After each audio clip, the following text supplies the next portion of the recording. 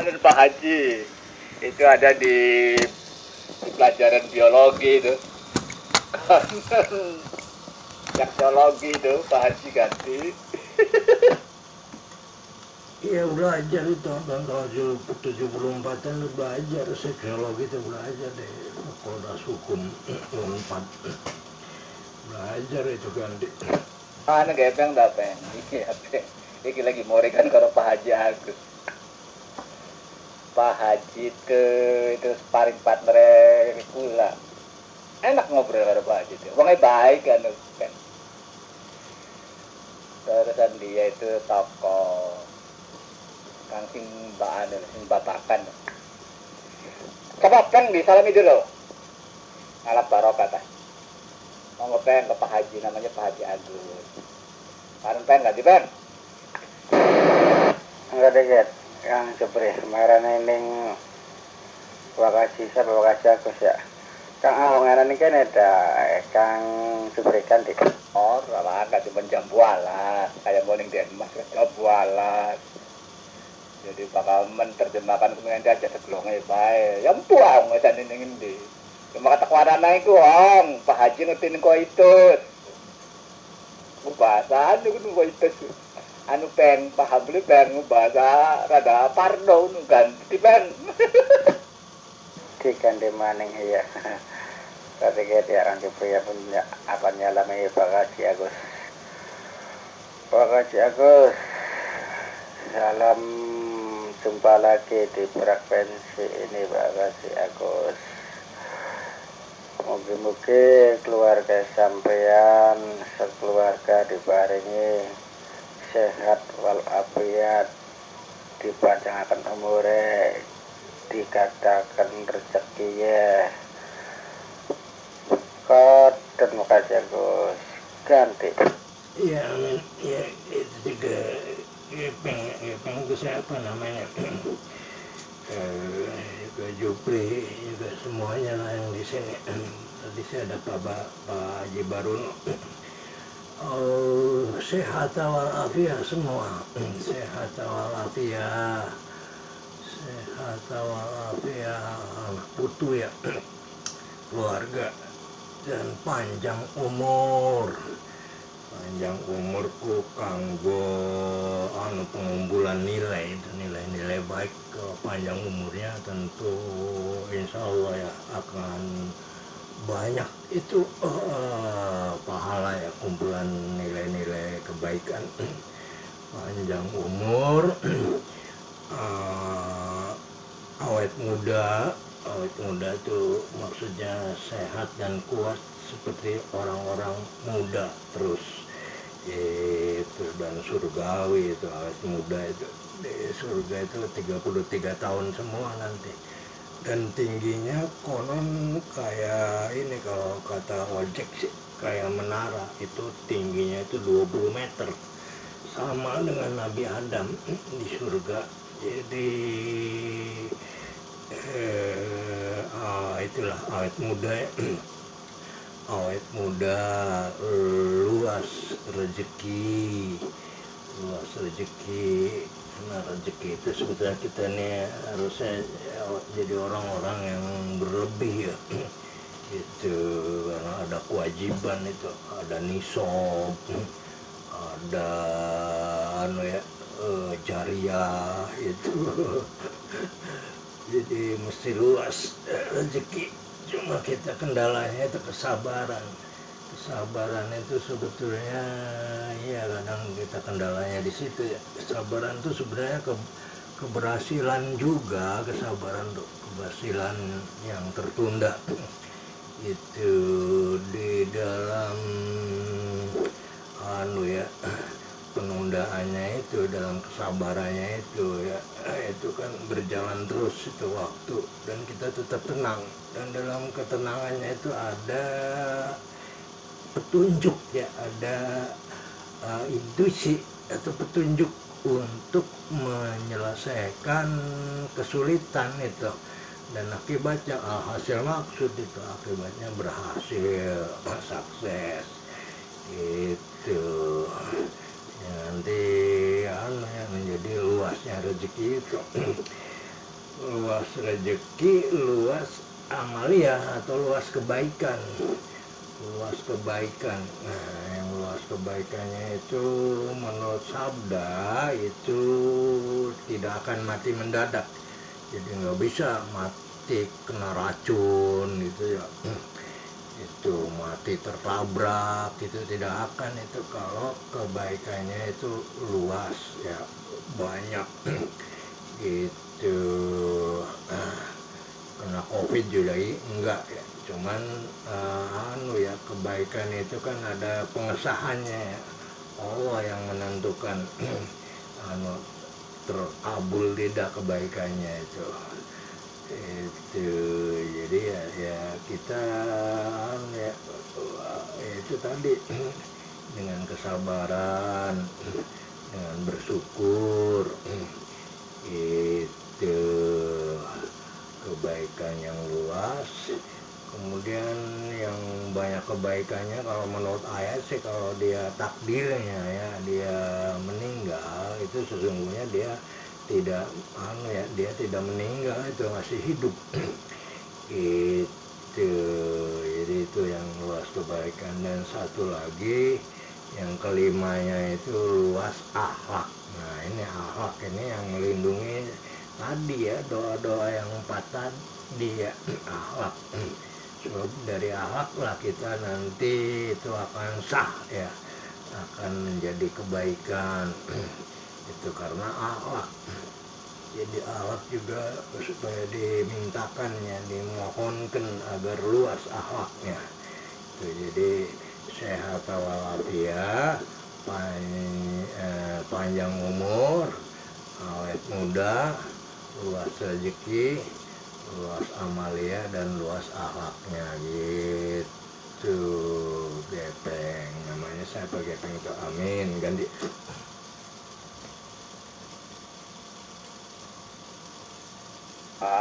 Bende ya, mungkin dari anu maning muter maning. Lagi senang luar kotaan deh kayak. Iya. Ya wes baca di anu balik lagi. Makanya Pak Haji jangan panjang-panjang Pak Haji, kalau masih anu itu. Iya ya Pak Haji. Jadi mau kaning di si Pak Haji. Jadi Pak Haji, zaman Nabi Adam itu manusia itu masih anu Pak Haji ya, tinggi-tinggi ya. Sampai tekanin nasi pun itu masih gede-gede aja Pak Haji. Nah, terusan kan Kobil karo Habil kan berkelahi itu. Jadi ya Pak Haji, nasi itu nyusut segede kelapa, segede buah kelapa. Loh, turun mana nih? Segede telur. Sampai tekanin umat Nabi Muhammad. Manusia yang juga pendek-pendek. Nabi Adam itu berapa meter Pak Haji? Itu kan tinggi, besar itu Nabi Adam itu. Ya Pak Haji ya, ganti Pak Haji. Iya 20 meter. Berapa kaki? Nanti bersamanya 20 meter gitu. Jadi ya setinggi menara radio ya. Itu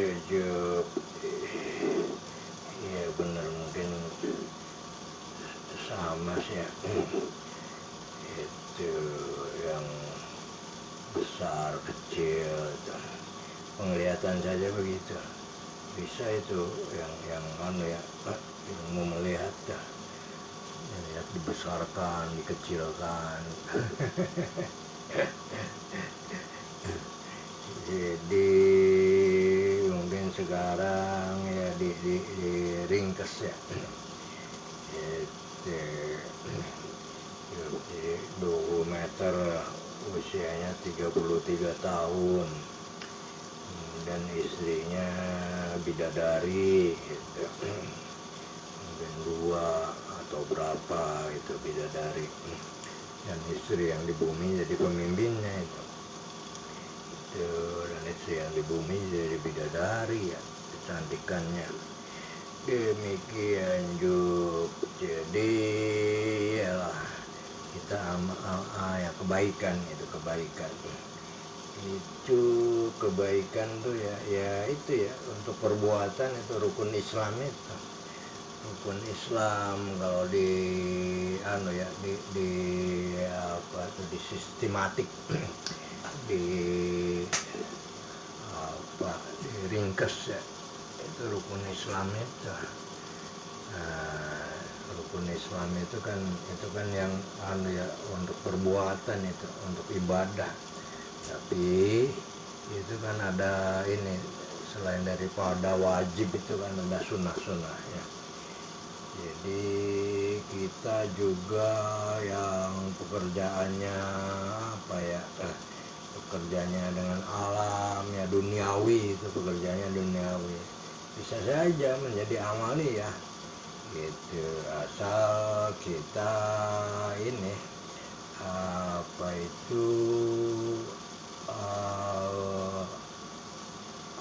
ada ke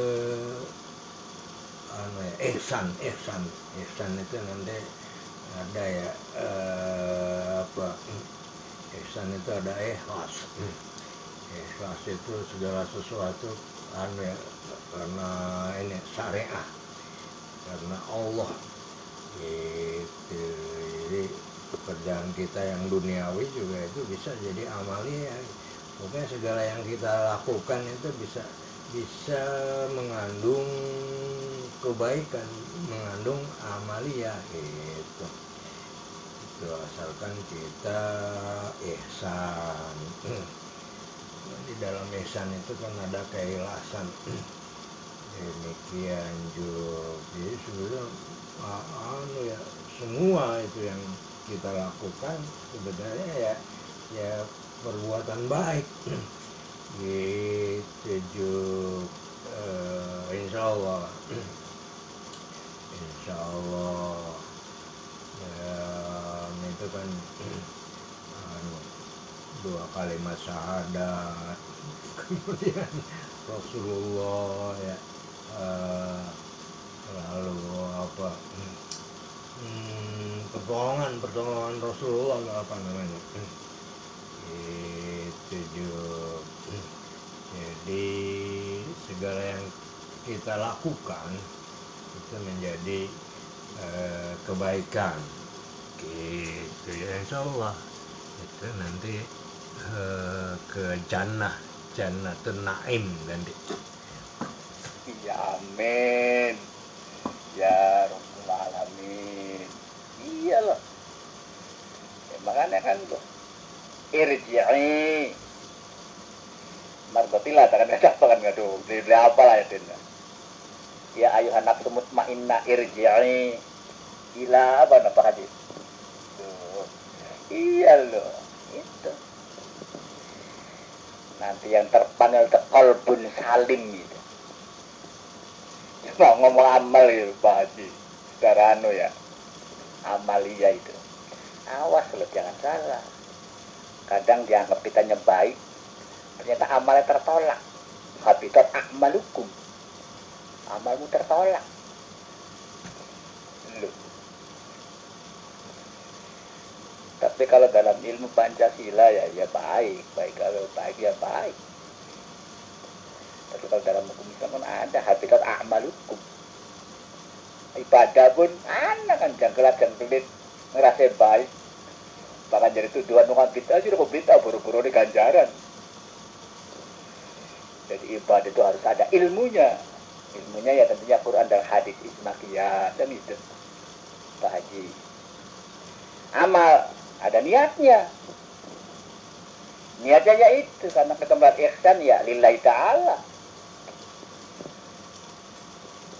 kan begitu.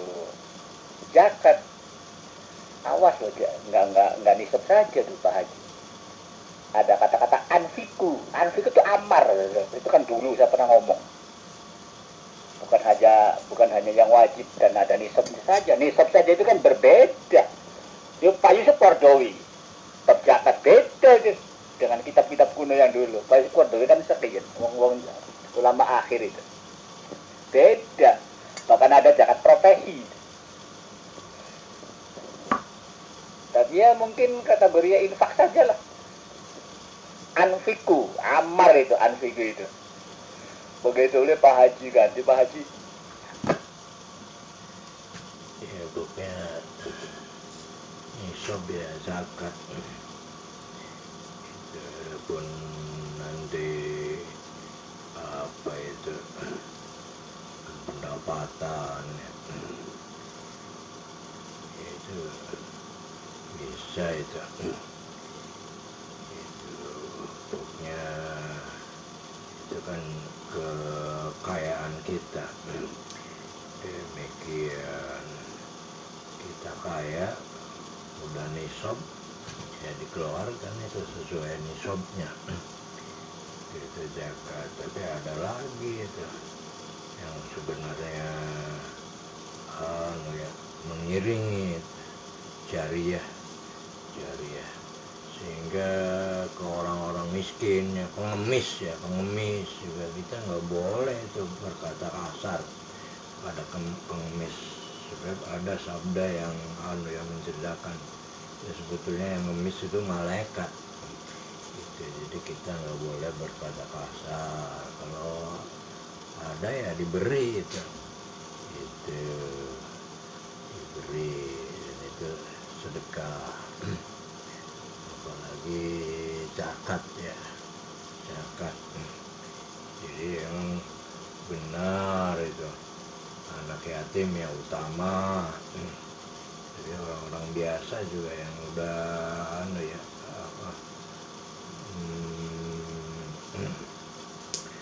mustahik itu ya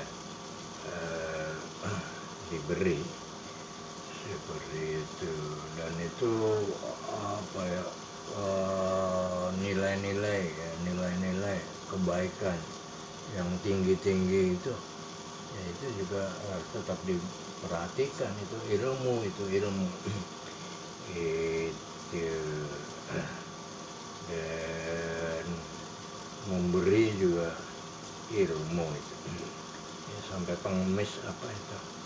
Jadi kita nggak boleh, tetap kalau ada diberi seperti itu ilmunya itu ganti. Termasuk ilmu akhlak itu. Jadi kalau kita ngaji kitab nambah ke kitab, ilmu akhlaknya harus 2 kitab. Jadi, ilmu akhlak itu sangat penting. Makanya Kanjeng Nabi memperbaiki akhlak manusia ya, Haji ya, gitu ya. Kanjeng Nabi itu memperbaiki akhlak manusia. Aduh, uang bakal selaka akhlaknya, waduh Haji. Ilmu pengetahuan ya harus ada akhlaknya. Jadi makanya Pak Haji itu kan ya, kembali ke kata-kata anufiku. Itu amar ya wajib. Walaupun nggak ada nisabnya secara fikih, tapi anufiku itu amar, itu perintah, itu wajib.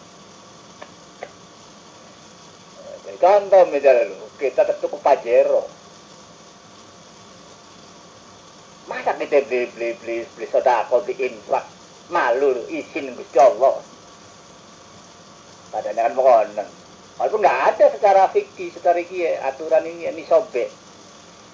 Beli rumah apa aja misalnya, nggak ada sobe, nggak wajib zakat secara fikih syar'i. Tapi kan kita dalilnya tuh anfiku, izin Gusti Allah, ya sedekah lah. Dan anfiku itu perintah ya wajib juga kan begitu Pak Haji. Apa beli izin Gusti Allah, oh nanti Pak Haji ganti.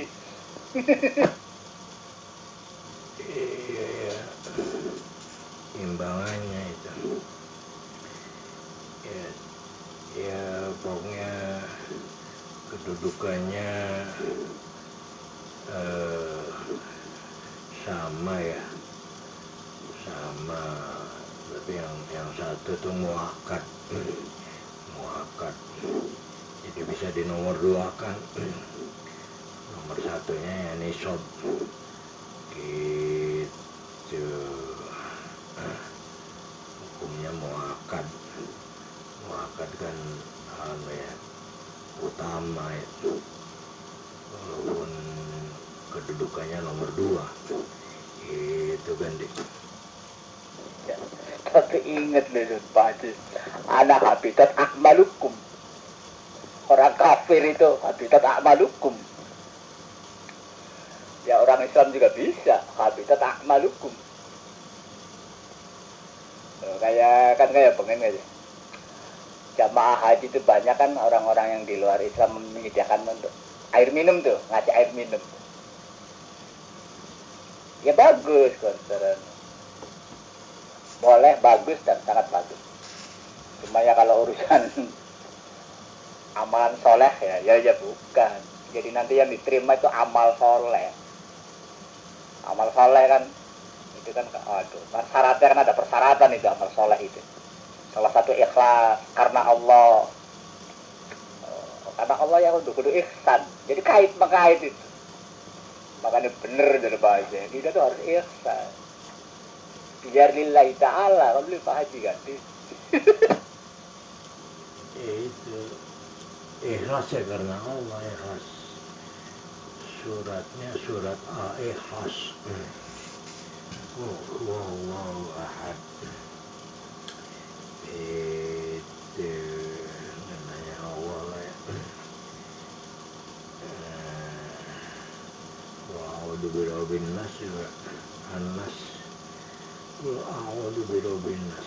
Katakanlah bahwa Tuhanmu itu Tuhan manusia ya. Tuhan manusia Malikin nas. Nah ini Malik raja itu kan punya kuasa ya, punya hukum. Raja manusia ilahin nas, itu sama Tuhan manusia. Itu Robin nas lah, ilahin nas. Nah, misal ya itu yang menggoda itu di dalam dada itu. Jadi ya supaya itu keraguan atau pencampur adukan ya antara yang benar dan yang salah itu harus pisah ya, harus pada itu. Jadi lillahi ta'ala itu karena Allah itu yang ragu-ragunya dihilangkan. Demikian itu surat itu tuh sebetulnya itu bisa untuk kirim itu, untuk mengirim ya. Surat itu An-Nur ya, surat itu An-Nur itu. Dan itu kan kiriman kita itu sebetulnya kan materi cahaya itu pada ruh ya, karena alam ruh itu di alam cahaya itu alam malaikat ruh itu. Jadi saleh itu mendoakan kedua orang tua itu kaitannya banyak itu, saudaranya, sahabatnya, leluhurnya. Jadi akibatnya ke semuanya ya. Demikian itu. Nabi Muhammad juga begitu itu. Nabi Muhammad sih itu kan ya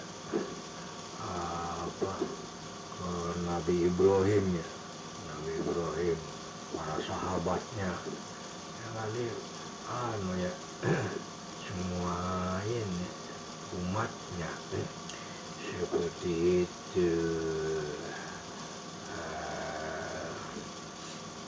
Kepada para nabi-nabi ya. Assalamualaikum ayuhan nabiyu. Assalamualaikum ya. Wa ala ibadillahi sholihin. Jadi kesemuanya itu nabi juga. Itu jadi saleh. Nabi Muhammad yang saleh itu ketika Isra Mi'raj disebutnya nabi yang saleh itu. Jadi amal saleh itu yang bersangkutan itu ya mendoa itu paling tidak tiap ini ya, tiap 5 waktu itu setelah selesai dengan berdoa itu nanti disebutin saja siapa gitu. Kemudian kan mungkin dengan kata-kata wa usulihi wa usuliha wa usulihim wa usulihim. Nah, wa ului itu cabang-cabangnya sampai cucu cangga wareng ya, wa ului wa uluiya wa uluim wa uluima itu juga. Jadi itu saleh di samping kita ya berbuat baik gitu. Jadi saleh itu mendoakan kepada kedua orang tua gitu kan. Iya, saleh dalam artian doa kepada orang tua ya, anak soleh. Tapi saleh juga ada istilah ibadah ya, amal soleh, istilah amal, beramal soleh. Tapi juga anak yang soleh. Anak yang soleh itu yang mendoakan orang tuanya. Rabbik firli wali walidayya warhamhuma kama rabbayani shaghira. Itu ya bahagia. Rabbik firli wali walidayya warhamhuma kama rabbayani shaghira.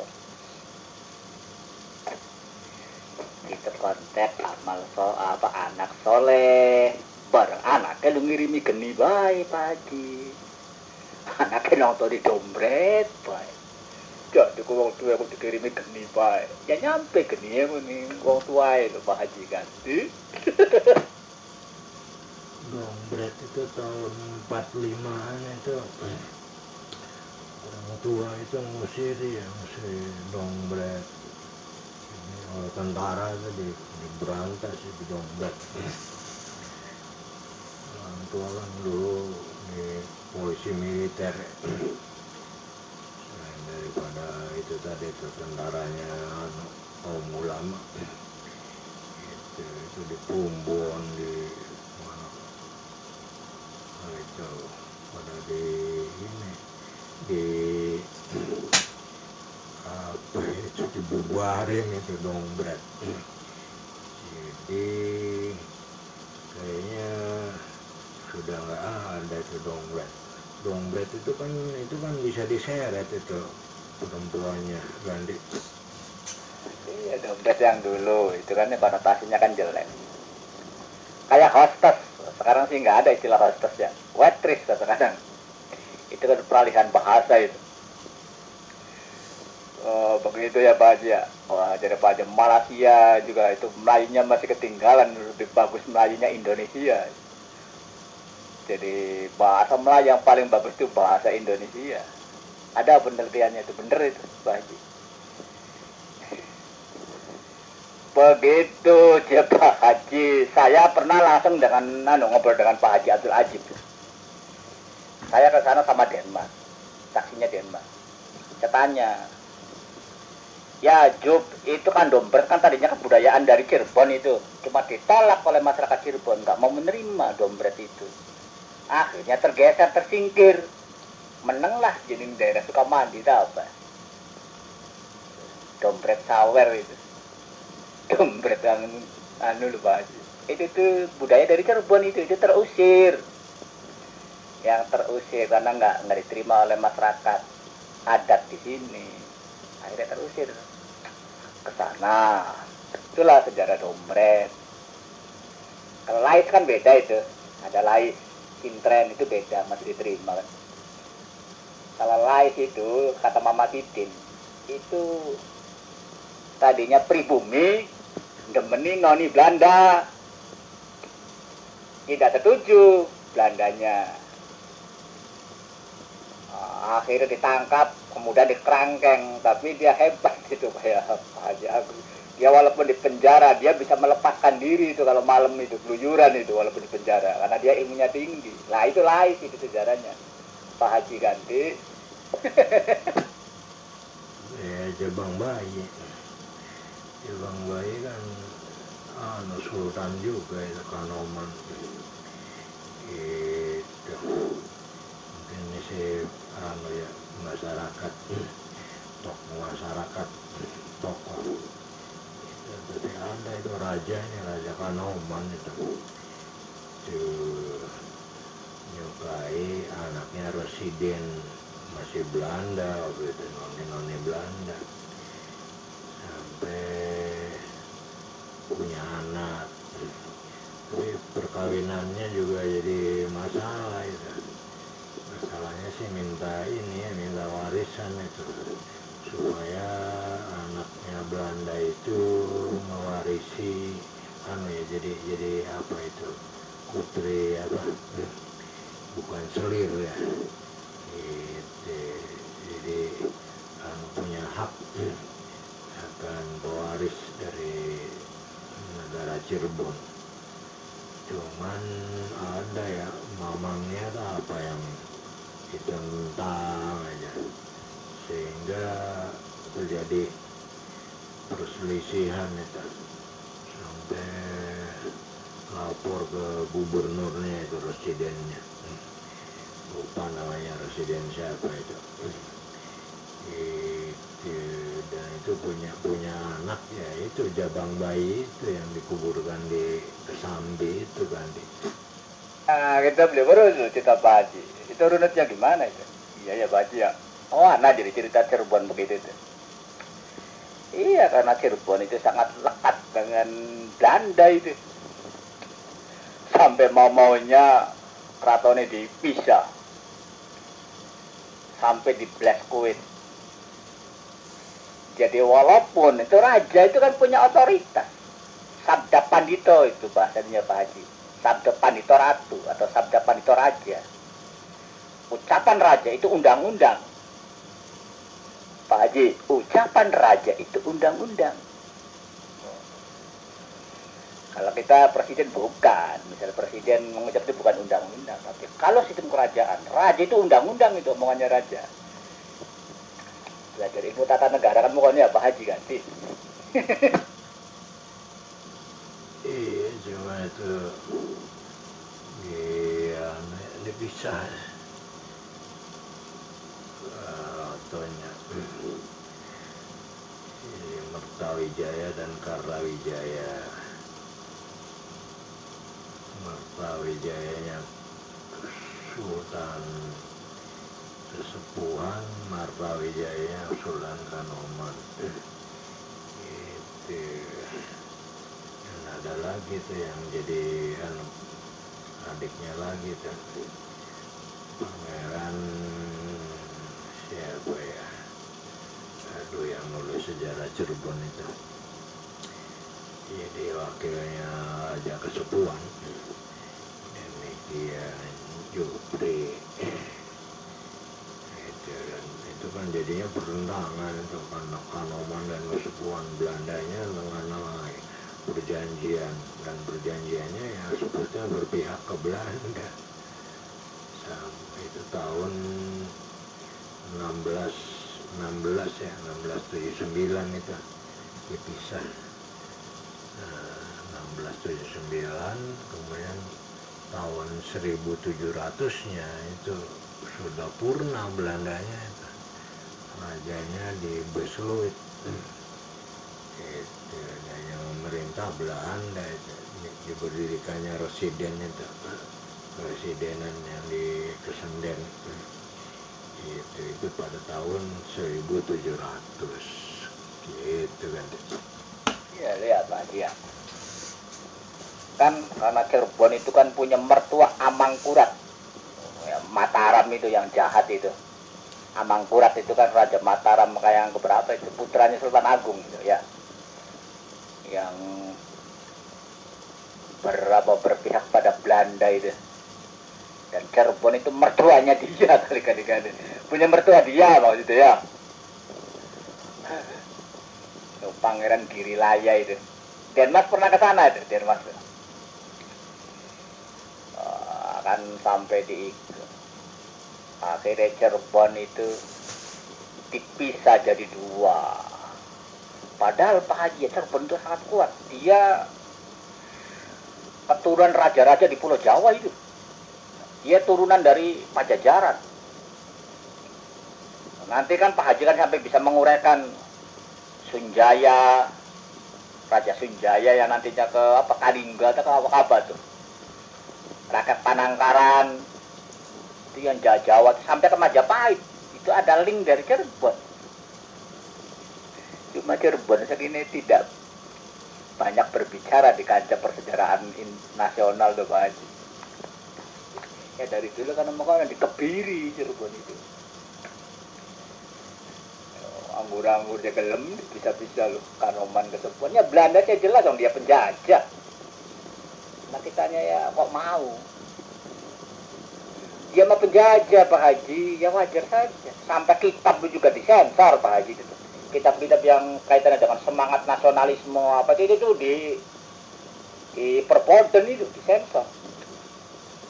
Nah, makanya kan di Aceh itu untuk Aceh itu Van der Plas itu jadi Belanda menciptakan ulama lah, ya pinter ngaji kitab ya Pak Haji, kitab kuning yang ngaplak itu padahal dia kan untuk menggelincirkan akidah masyarakat Sumatera khususnya Aceh ya, itu kan Van der Plas itu sampai ke situ coba, bukan hanya bikin orientalis gitu, tapi di atas empera kan, makanya kita harus cerdas itu kan.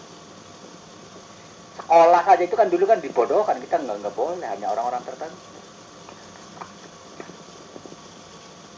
Belum atau saya tahunnya Pak Haji ya. Untung Siropati itu Pak Haji di dalam saya baca di Sandiwara Radio, dengar di Sandiwara Radio, dia juga menikahi anak Belanda, noni Belanda, sampai punya anak satu itu. Anaknya tertembak apa ya itu. Apa pulang ke negeri Belanda itu kan ditentang itu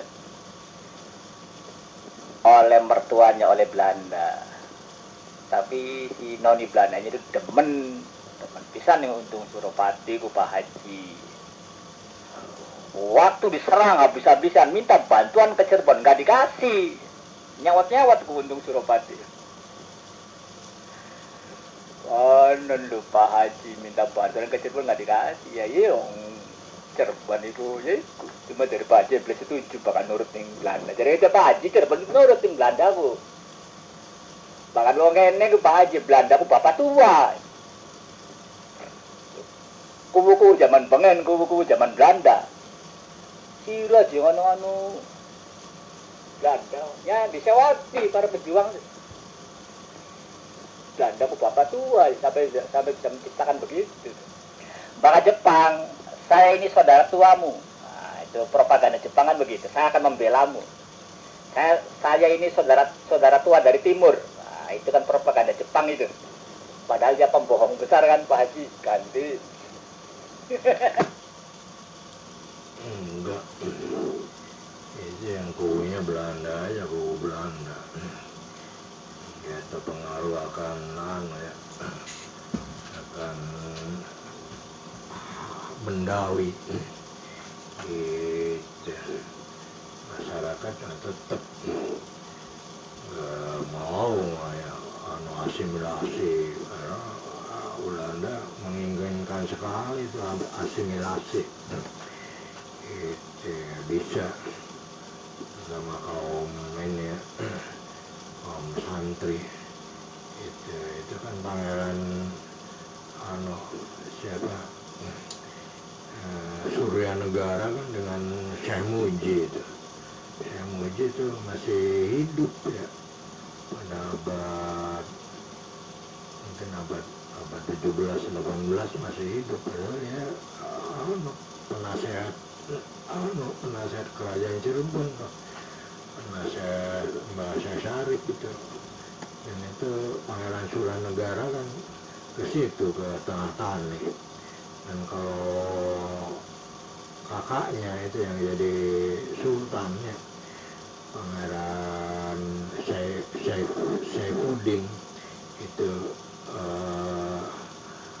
apa yang kemudian namanya itu apa ya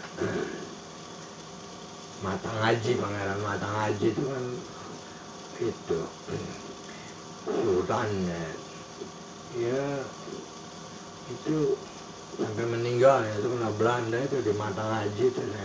Nah, Safiuddin itu raja kesepuhan itu, dan adiknya itu ke ke Syekh Muji itu, ke tengah-tengah, dan sampai akhir hayat ya hidup. Kalau kakaknya sih mati itu di Mata Ngaji itu. Jadi sebenarnya tetap tidak ini ya, tidak tunduk itu, hanya itu memang apa ya, memang belanjanya aja jahat itu Belandanya itu dengan segala cara demikian. Dan itu sampai itu Pangeran Mata Ngaji itu pada tahun 17 ya, pada tahun 16 itu Pangeran ini Wangsakerta, Pangeran Wangsakerta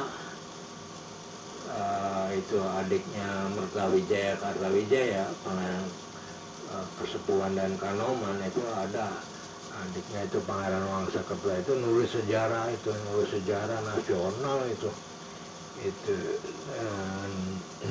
ya, berkaitan dengan Cirebon itu, Indraprasta gitu. Jadi itu sebenarnya masyarakat, dan masyarakat yang kuat itu kan pesantren itu pesantren itu kan sampai merayat demikian. Dan itu pada tahun 1755 sampai tahun 1725 itu. Jadi 20 tahun lebih itu perang Kedongdong itu kan disebutnya perang Kedongdong gitu.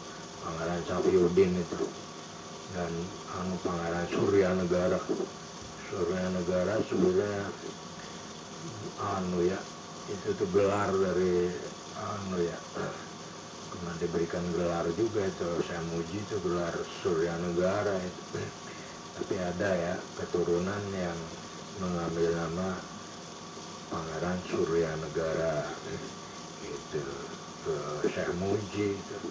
Syekh Muji itu ya emang dia orang kuat gitu, keilmuannya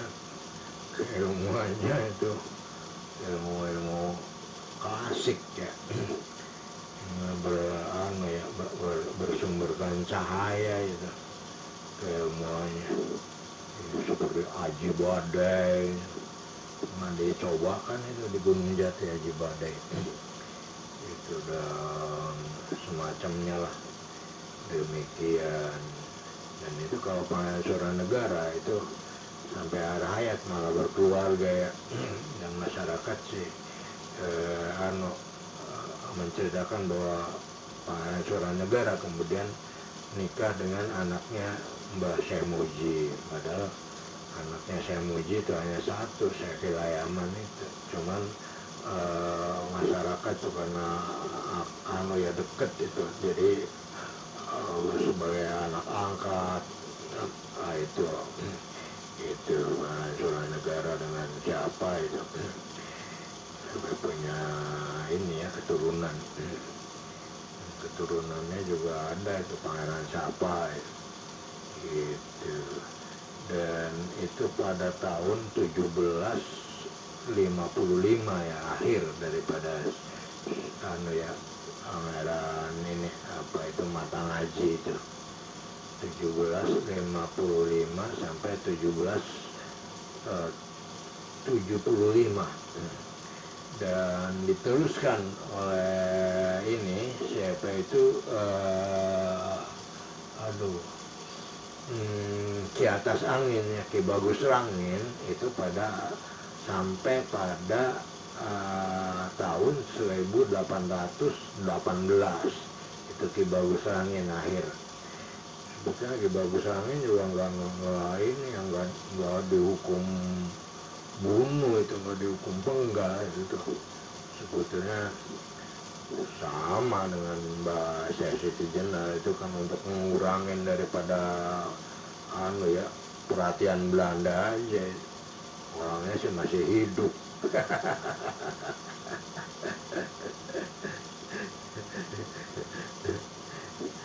Sampai abad 19 juga, sampai 1900-an, 19 berapa, 70 ya, bagus masih ketemu itu dengan Ki Bagus Rangin. Dan dia itu ya menerima tamu itu dari kamarnya itu suguhannya itu pipis, koci, dan makanan ini orang-orang hajat itu. Dan ada keran itu nggak menghubung kemana-mana, itu nggak ada pipanya, itu kerannya aja itu, tapi ngucur air itu. Gitu juga. Jadi di Usangin sebenarnya nggak dihukum itu, nggak mati. Gitu. Hanya dia mewujudkan seperti itu aja supaya itu perhatian Belanda itu tidak jadi tidak terfokus ke situ. Gitu juga, Dik. Iya Pak Haji. Iya itu tuh boleh ada gitu yang begitu. Cuma kan ini kan kita kan ceritanya kan pertama yang tertulis dalam sejarah. Terus yang kedua itu kan secara de facto. Itu kan nyatanya kan Cirebon itu kan dipisah. Kalau Belanda ya banyak cara Pak Haji, sampai disandra. Itu kan disandra itu. Ada juga riwayat itu banyak, cuma maksudnya ini secara penulisan sejarah dan secara de facto. Kayak Aceh itu tidak pernah terjajah. Kalau orang-orang sakti, wah di Indonesia banyak. Di Aceh juga itu Tangku Umar itu yang senjatanya rencong itu Pak Haji. Ini cerita itunya cerita di balik kertas formal itu. Itu rencong tuh bisa kembali lagi itu. Kayak senjata bumerang dari itu orang Australia. Dia lebih hebat.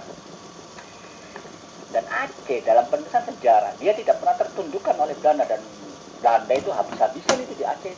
Aceh nggak bisa sampai menciptakan Van der Plas, kiai palsu itu, nggak bisa Aceh. Nah mau saya segitu, sedangkan Cirebon mungkin de jure juga bisa, itu kan dibagi Kanoman ke-10 itu bukti itu. Dan sampai ke sini itu, sampai setelah sampai Belanda membonceng kembali 48 kan. Itu masih ditunggangi itu. Yang 48 itu sampai terjadi RIS itu. Itu kan Indonesia kan dibagi. Di Jawa Barat itu kan masuk negeri Hindia Belanda itu RIS itu. Linggarjati, Renville itu, Rumroyen, KMB, Konversi Meja Bundar. Di Jawa Barat sampai ke sana itu kan, TNI itu kan pindah ke Jogja sampai ke itu wilayah Indonesia tuh. Dari Jogja ke Irian Barat, Irian Jaya lah. Lah itu maksud saya tuh. Kalau itu tuh wah ya Pangeran Diponegoro juga hebat tuh, banyak cerita antiknya itu Pangeran Diponegoro tuh Pak Haji. Dia kalah juga, dia ditipu. Pura-pura diajak berunding itu. Pas berunding sempat alih bahasanya dipreteli karena ini berunding jadi senjata harus dilucuti, dan dia terpaksa melucuti senjatanya. Tahu-taunya ditangkap. Ya dari Belanda tidak kalah kalah perang disandra. Di Cirebon itu ada yang disandra itu, adiknya apa kakaknya itu yang disandra itu.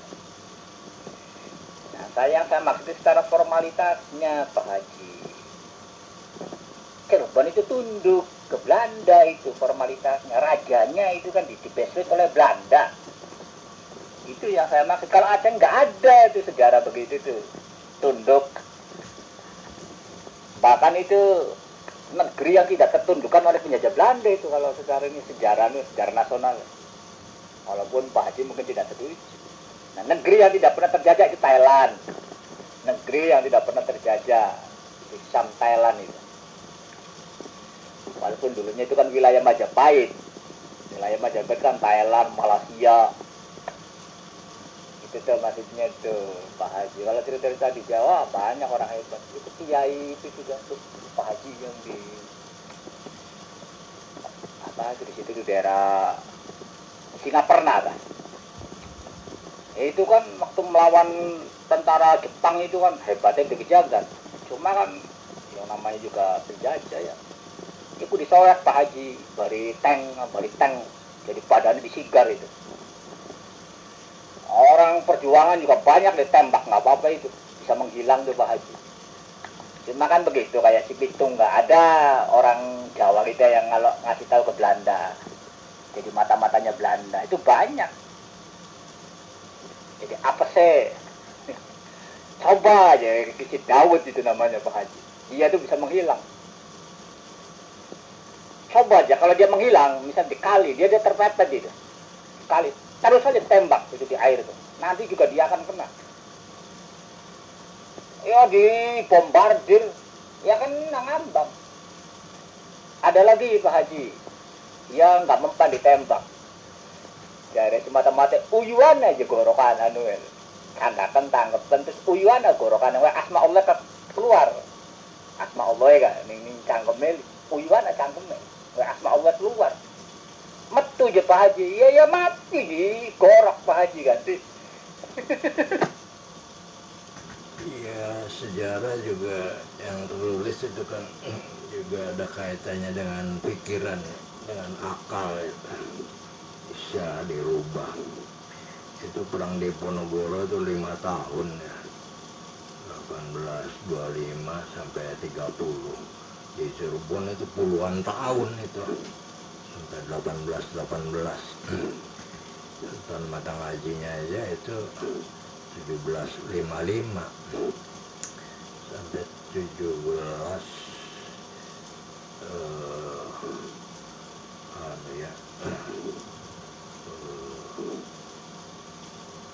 75 itu raja itu enggak ini jadi raja itu Sultan Saifuddin Sultan Matanghaji yang melawan Belanda itu memang Belandanya itu berkuasa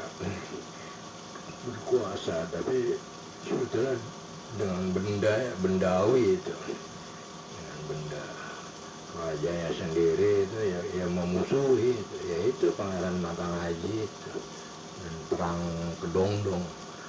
Kedongdong itu ditulis oleh tentara Belanda itu di sana di negeri Belanda itu di Leiden apa itu yang nulis itu perang Kedongdong. Nah, di sejarah nggak ada. Nah ini sejarah ini yang juga perlu perbaikannya itu ya mungkin dengan alam lah, karena sejarah itu yang benar kan nggak bisa dibohongin, itu tetap tertulis ya, itu seperti perang Kedongdong itu 20 tahun lebih, perang Diponegoro 5 tahun. Dan tadi siapa yang beristri orang Belanda itu tuh itu namanya juga itu tuh siapa tadi itu orang Bali itu namanya juga diberi oleh Cirebon itu tuh, oleh kerajaan Cirebon itu namanya itu, dia diadili itu bertentangan dengan salah satu keluarga Raja Cirebon itu diadili dan kemudian dia yang menang ya di pengadilan Belanda. Kemudian dia diberi julukan itu siapa, Untung Suropati, itu julukan dari kerajaan Cirebon itu, Untung Suropati itu terus dia pergi ya, dia bukan minta bantuan negara Cirebon, enggak itu. Jadi yang tertulis itu sebetulnya bisa itu diluruskan seperti itu. Jadi iya sampai Gua Sunaragi juga itu urak-urak Belanda itu karena ya persenjataan tuh di situ di Gua Sunaragi itu dan bahan Matang Haji kemudian ya uji lah ke Matang Haji itu kalau Pangeran Suranegara di tengah tangan ya dia sebetulnya komandonya itu dari tengah tani itu tuh itu perang kedongdong tuh itu dan tokoh-tokohnya ya masih hidup. Coba kalau misalnya masih ada Mbak Sesarip, nggak ada kayaknya Belanda itu. Mbak Sesarip dengan Mbak Muji. Mbak Muji itu di ini aja ya sudah ini sih usianya lebih tua itu Mbak Muji, lebih tua daripada Mbak Sesaripnya.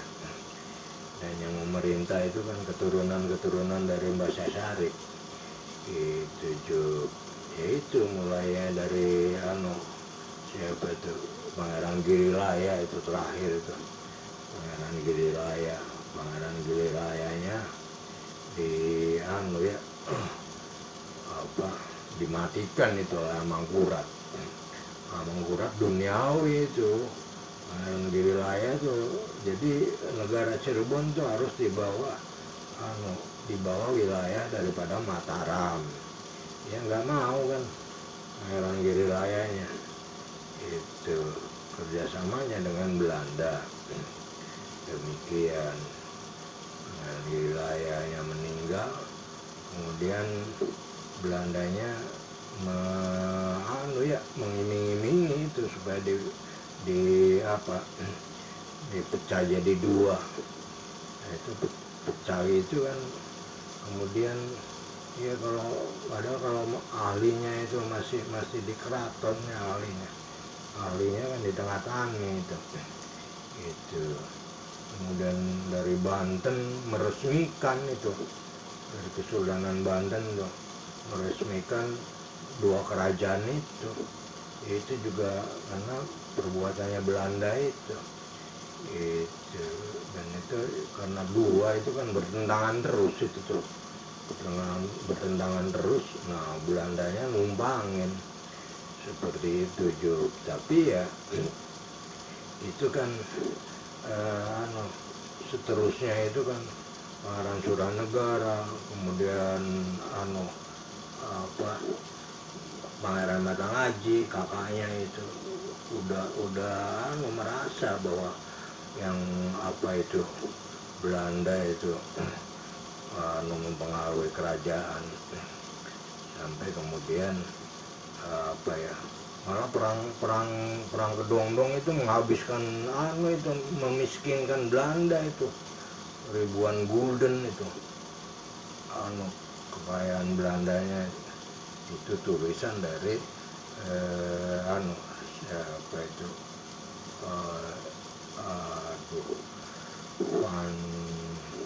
Van der Kamp tentara Belanda perang kedongdong seperti itu. Jadi walaupun 48, 49 itu sesuai tahu nggak? Sesuai 49 dan di dalamnya juga ada orang tua itu sesuai itu malah itu kan di Palimanan itu kan ada gua bekas ini ya Jepang